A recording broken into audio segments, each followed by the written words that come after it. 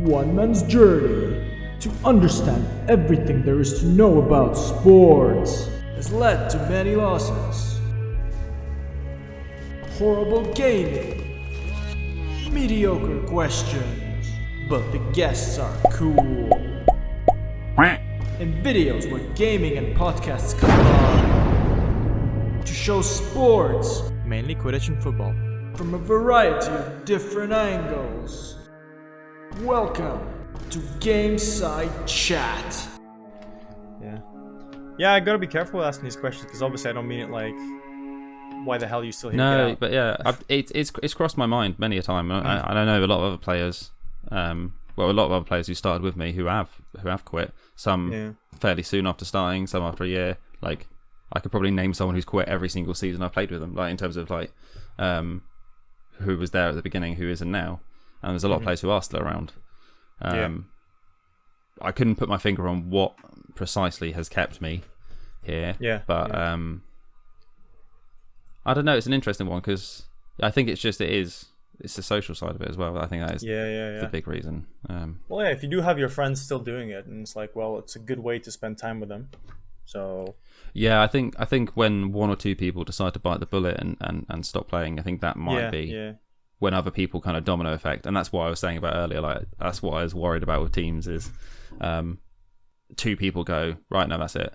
And then a few other people decide, well, okay, cool, if they don't want to play, I don't want to play either. And it just collapses in itself like a house of cards type thing. Well, that's the thing, because most people don't. I mean, some people retire from injuries. Like, I feel like it's gonna be soon for me to retire because I tore 2 ACLs in Quidditch. So it's kind of like, so it's kind of like, I think it's time in that sense. But I'm still gonna stick around in the sense, like, I probably go to tournaments and just shout at people, especially that's the thing. Like, again, so you can still be involved with the social side. Like, I know people who don't play anymore who pop along occasionally to a tournament if it's in the local area, or I see occasionally things and I'm like, oh, I didn't know you still played, and they're like, I don't. I just came along to say hello. Like, and that's always obviously nice as well. But it is interesting because how long have you been playing? Well, I guess I started playing 3 years ago. But I only had one full season, and I had half of this one. Well, no, I had one game at Northern, and I tore the other one, so it's kind of like, great. Wait, so how many seasons, sorry? Sorry, well, a full one's one, but technically I started 3 years ago. Because I remember playing against you. Yeah, I think that was the very first BQC. Yes. BQC, is the one in Oxford. Yes. Because I was in Chimeras at that point, so I remember playing against Manchester then. Yeah, I was. But I didn't know how long you'd been playing. Angry. I was a very angry man. Yeah. Because I was beating then, so I didn't interrupt you too much. No, I was in like, because I came from football and a lot of football is shouting, and I just couldn't understand why. I kind of learned to be a bit calmer in Quidditch. I think that's also what's interesting is in the last couple of years, probably about 3 or 4, is we've. Not, and again, intentionally or not intentionally, I think the sport itself has just started attracting more people from different sports. And Adam was talking about this as well, how you can bring different sports into it, but not only the technical skills, tactics side of it, but also the mentality side.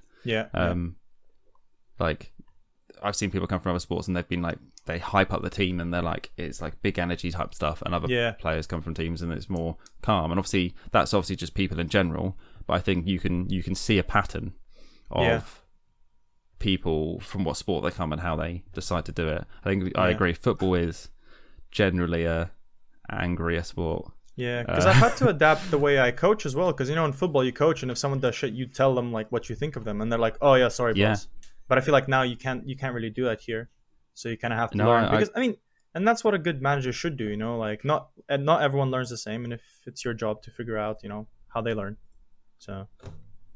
No, I agree. And I think, because obviously you have to be more patient, because at the end of the day, if you're coaching, say, an adults men's football team or whatever, a lot of those players have played for years and years and years and are used to that kind of thing. So, whereas here, you're having players who have never played a sport before in their lives come in at uni or whatever, and then they're not. If I never played a sport before and I rocked up, and I don't normally play sports, and I rocked up, and then someone just started shouting at me like angrily, I wouldn't come back. Yeah, exactly. Yeah. Whereas obviously now, like if I'm at training and someone just shouts at me to do something because I did something wrong, like as long as I know it's not a personal thing, then it's fine. Like, yeah, true.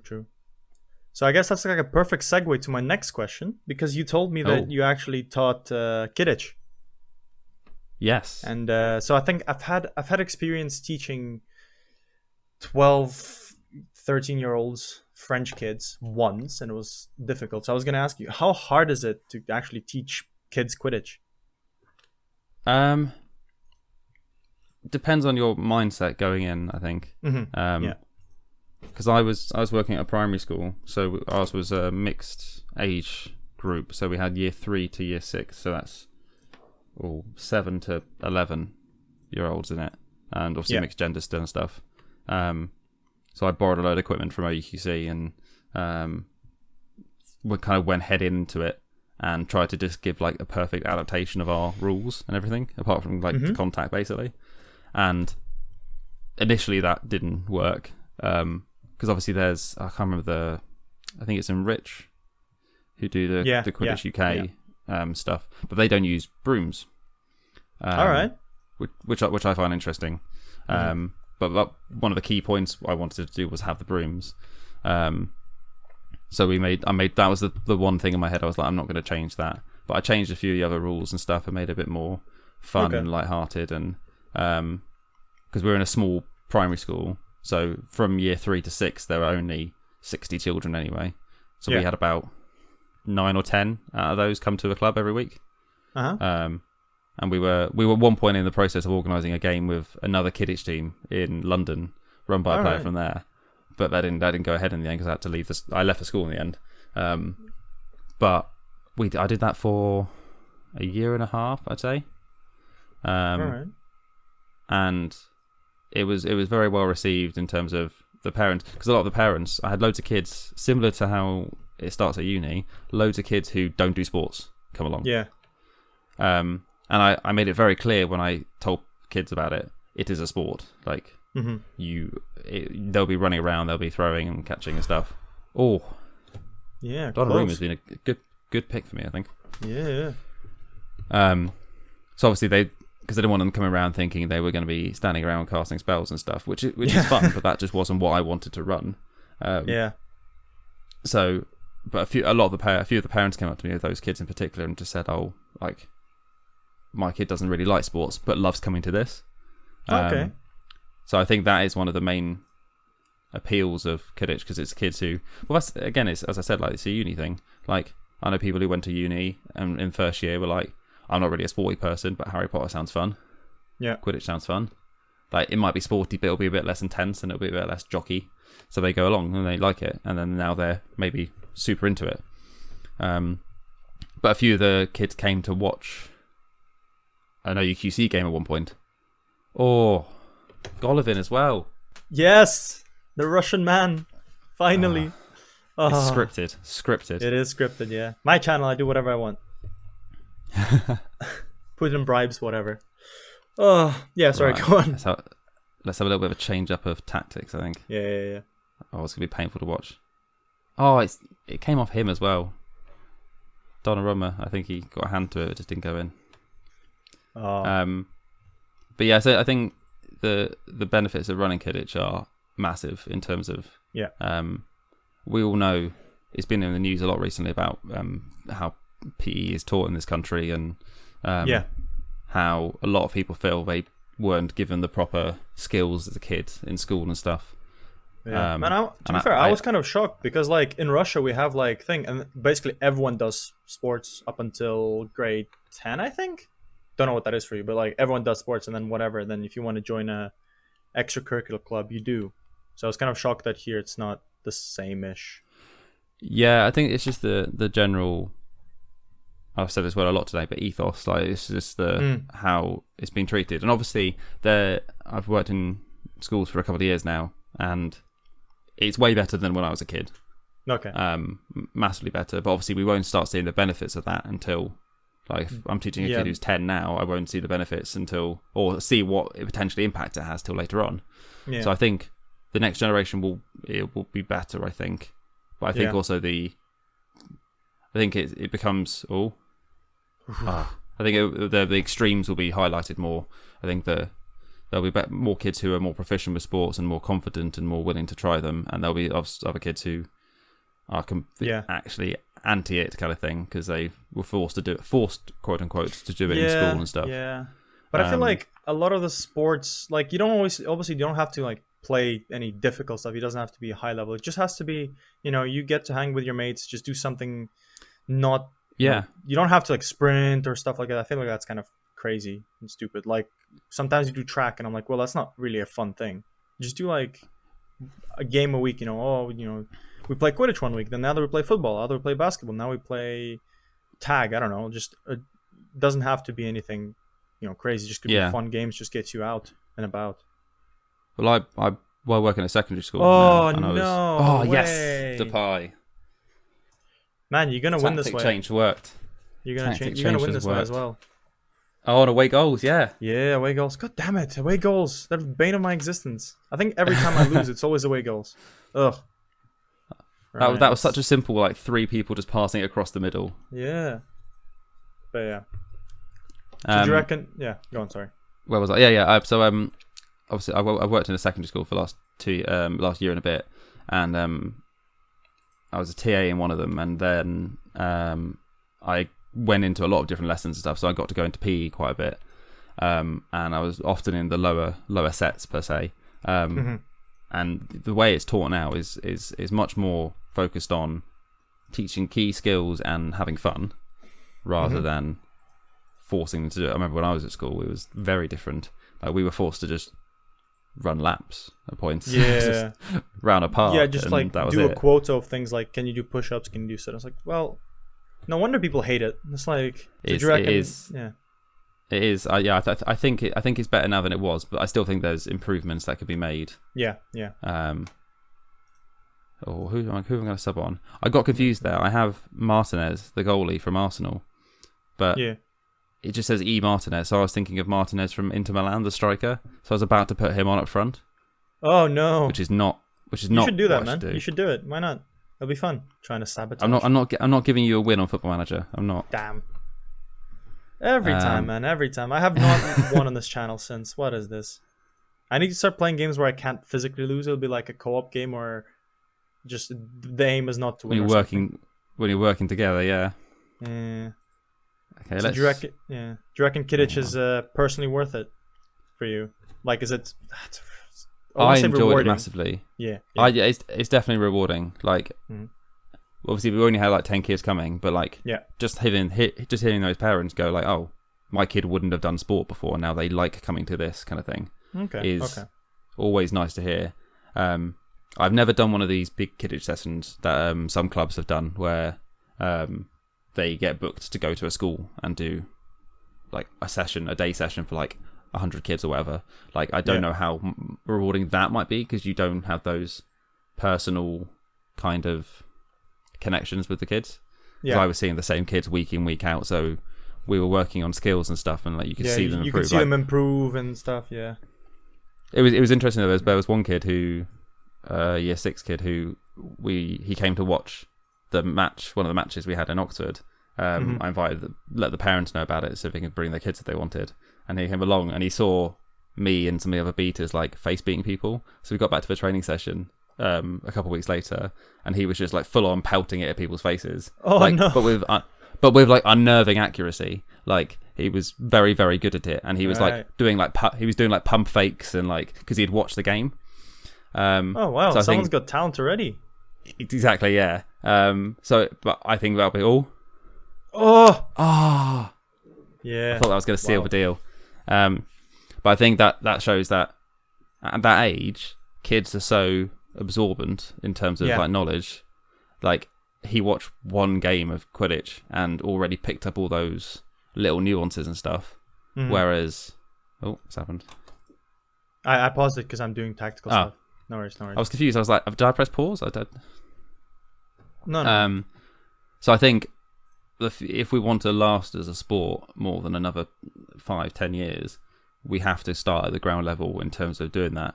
Because, for example, if you go to like a five-a-side match as an adult, everyone knows what they're doing. Yeah. Everyone knows what they're doing in football. Whereas if you did that for Quidditch, it wouldn't necessarily be that way in the slightest. Right, who do I want on? True. Right, I'm going to ask you to, I guess, make a prediction. How long do you reckon the community teams will get academies? Like, imagine like Raptors and Olympians have like an under 12s or like under something. Like in real like football. Am I predicting whether it will happen or not? Or when sure, it will be? You can do that as well. When or if? I think if Quidditch doesn't happen in the next, like take off properly, and when I say Quidditch, I mean, I personally think it should be the same as our sport minus contact. So have similar contact rules to football or basketball type thing. Because football's like a semi-contact sport, isn't it? It's not full contact, but I think you can do that with kids as well. But I think as soon as you've got that, as long as schools take it on board, then that's when you'll start seeing academies. Otherwise, you won't see it at all. Like if there's no effort from schools to accept it, or efforts from clubs and governing bodies to push it in, then it just won't happen. But I think there is potential for it, but it requires a lot of things to happen at the same time almost. Yeah. So I don't know if it will, but I think what's more likely to happen is clubs and schools to have links and go and do sessions here and there, and then invite it's not maybe an academy per se, but invite kids to come along to like how like they have like half-term football camps and stuff where you go along and you go play football a week with coaches and stuff. Like you have that for Quidditch. I think that's more likely. And then as you get older though, it will be interesting because at primary school boys and girls were playing together fine. Look at that trophy, unbelievable. What is this shit? Jammy away goals. Oh jeez, again away goals. Whatever. Getting revenge for EQT. That's what it is. Yeah, that's true. Yeah. To be fair, I'll probably just say like, oh no, can we refilm? The audio corrupted. Let's start again. That's okay. Yeah, to be fair, I think I was joking a little bit with the fact that we're gonna have academy. So I do think that's actually what you suggested. It was like the links. That'd be kind of cool if you do have Quidditch. That would be nice. Yeah, I think. Yeah, like it's the kind of thing where it should be it needs to get to a point where if a parent hears about Quidditch and their kid wants to do it, there is a way they can do it. Yeah. Whether that's at school, even if it's you live in South London, there's a place in North London that does it. Like it doesn't have to be like one in every little village and town or whatever. Yeah. Like football's so prevalent, but it'd have to be like there's somewhere nearby. If you're happy to drive your kid an hour, there'll be somewhere you can take your kid, kind of thing. But I don't think we're near that point yet. I think Quidditch is doing all right, but I think there needs to be more what's the word? Like synergy between all the organisations, schools, teams, and NGBs. And I think there's some of the links are there, but not all of them yet. Yeah, true. To be fair, I feel like in the next I like how it says, "Don't let yourselves get complacent for the next match." I can tell that to my players, but there's no next match. There's no next match. I'm not quite sure. Never. How do they react? The next match in their life. Sorry, what were you going to say before? No, I was just going to say, like, I can imagine, like, in 20 years, or something, we'll have, like, Jay Jr. playing and, like, just, like, have a... Because I feel like, if you play Quidditch, you're most likely going to, force, your future kids, or if you're going to have kids, like, to play this sport, if it's alive. That's something I hadn't thought about, really. Like, that could be one of the ways in, is say, a large number of players have kids, and... You know how you get like parents coaching football teams and stuff. Yeah. Like Jay, just because you use that example. Jay with Jay Junior, because he would definitely name his kid after himself. I don't know. Yeah, Jay Junior. If little Jay Junior gets into primary school and he's heard about his dad's Quidditch and wants to play, or Jay's taught him how to throw and catch with a broom, kind of thing, then Jay could start a club at the school because like a dad would start a football club, kind of thing. And that's how I think that might happen. I hadn't thought about that though. Yeah, That's interesting because there's a couple of players who are I wouldn't say too far away from having kids and stuff, but I don't think it's prevalent yet. I think there's a few in France who've had some, so maybe France will be the next Quidditch nation. So basically, Quidditch has to survive for like, let's say, 20 years to to the next generation. It's all or nothing. Like you've got to kind of last it out or be done. Yeah, true. Right, I do have one last question. I know we're done, so I guess I'm gonna try and figure out what to show on the page so people are interested. But it's kind of not. I mean, that is important because you said you were a team selector for Team UK, in 2015 European Games, right? Yes, that's right. So I was gonna ask you, like, so do you know if it's any different to how it's done now? So I guess what did you have to do? What was your role for that, and if you know if it's changed much or not? So in 2014, it was they had trials. So there were 2 trials days in Leicester, I think. It's either Saturday and Sunday or a weekend and the next weekend. But I remember getting a coach up from London to go to these trials, and it was essentially 60, 65 players, all like two games going on at once with scouts watching them there and stuff. So I wasn't involved with that one, but that was much more like you'd have with trials for football teams and stuff in terms of lots of players turning up and then coaches watching them. Whereas the year we did it was more scouting at tournaments. So that was the first time it was more done at like organically while they were playing with their teams and stuff. Because obviously if you go to a trial and you get put on a team of players who don't play your style, you're not going to play your best and stuff. But it was interesting seeing it be done like that. But then our one was the first one where it was, because there was about 5 of us as scouts, as a head scout or head selector, and then 4 with them. So we would compile our list, and we had spreadsheets as well where we had put them in like tiers of like definitely I want this player in kind of thing, and then this player should be considered, and this player is a fringe player possibly, and all this kind of stuff. And then if, for example, it was all color coded, so if a player got all reds, they were just eliminated from selection because all 5 of us said no, kind of thing. All right. And so then we used that to whittle it down from because it was you had to apply still to be scouted and be selected. Oh wait, you had to apply. So you just put a form in and just went, I would like to be watched, and so when we put their name on a spreadsheet and made sure to watch some of their games, kind of thing. Because that's the thing, there was 1 or 2 players who got quite close, I think, who some of us hadn't heard of before, and so wouldn't have necessarily watched, but because they put their name in, we put them on this thing. Okay. And we were obliged to go watch it almost. So when it was all red, they were kind of kicked off per se. And then if they were all like the dark green, they were essentially in at that point. Like if we'd all put that, so there's like I don't know 6. There was only like 6 players who were like all dark green, who were like the core kind of players. But there's a lot of players who were a bit more controversial. But as long as they had 1 orange, I think. They would be kind of kept for considering, and then we all met up in London, and over a course of about 8 hours, pick the team basically based on the list we'd made. So we narrowed it down to like everyone on this list, someone thinks should be on the team. One of the 5 has a case for that player, kind of thing, and then from there we just basically just hashed it out a bit like a jury in a court case, just deciding. So I think we scouted a BQC that year, and I think we scouted a fantasy tournament as well. I can't remember, but I don't think it was just one tournament, but it was definitely BQC as one of them. But now I think it's much more an ongoing process as opposed to a tournament process. From my understanding, from talking to a few people, we were literally going, right, who can we take to this tournament? Whereas now there's obviously a training squad. There wasn't then. There's a dev squad as well, expand squad. So now it's much more of an ongoing process, and they're constantly rotating the players in the squads and stuff. It's a much more ongoing process now than it was before. Okay. As I was saying, they've got training squads, they've got expand squads now, whereas before we were just going, right, European Games, done. That's our squad for that tournament. So I think that's much better than it was. Mm-hmm.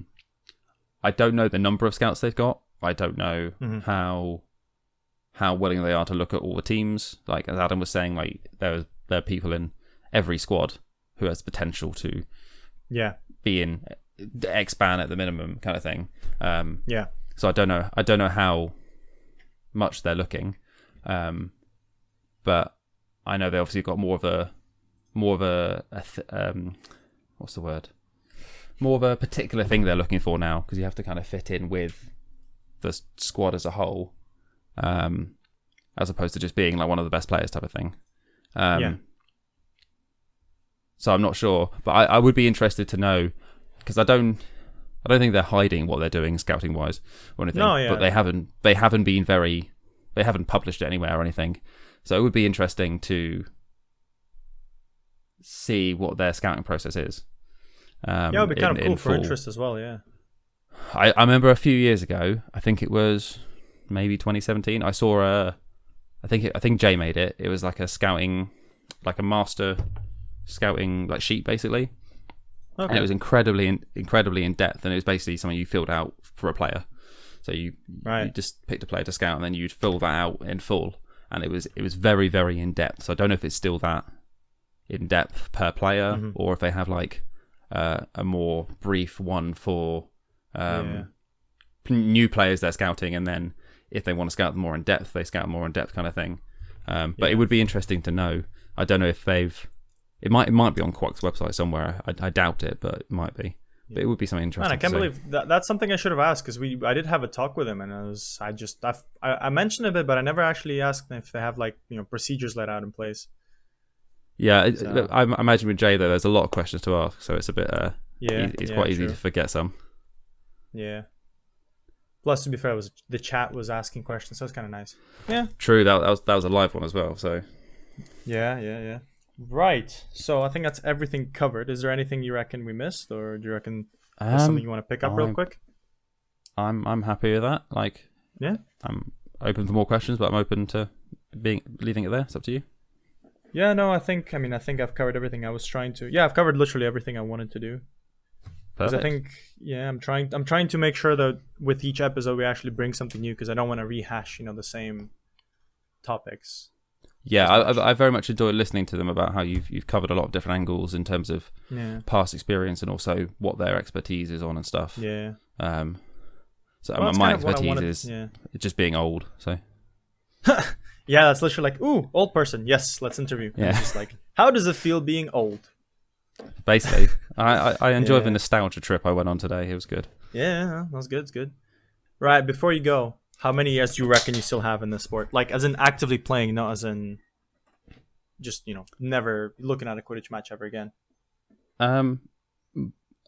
Health-wise and stuff, I died quite a lot at the moment. Okay. I've got one issue with my toe, and that's about it. Like, I'm pretty good in terms of. I had a lot of injuries earlier on in my playing days, but they were a lot of like. Yeah.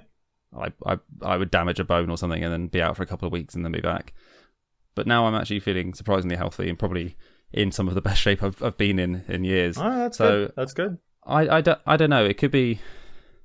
It's hugely dependent on my teammates, and I'd say a good couple of years minimum. But we'll see. Depends on life as well. Like.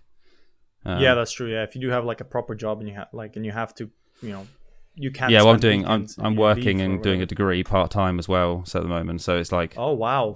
How do you have time if that for gets this? A bit. Yeah. Well, it's summer holidays at the moment, so I'm obviously off work. Yeah. So it's nice okay. Yeah. True, nice and chill at the moment. Man, how but old obviously, are you? if that starts getting, I'm 26. Oh, okay, all right. Yeah. Yeah, that's kind of crazy. Yes. In Quidditch, we have this thing where you're 26, like that's it. You're like the granddad. It's like no, like in normal sports, 26 is like when you're hitting your peak.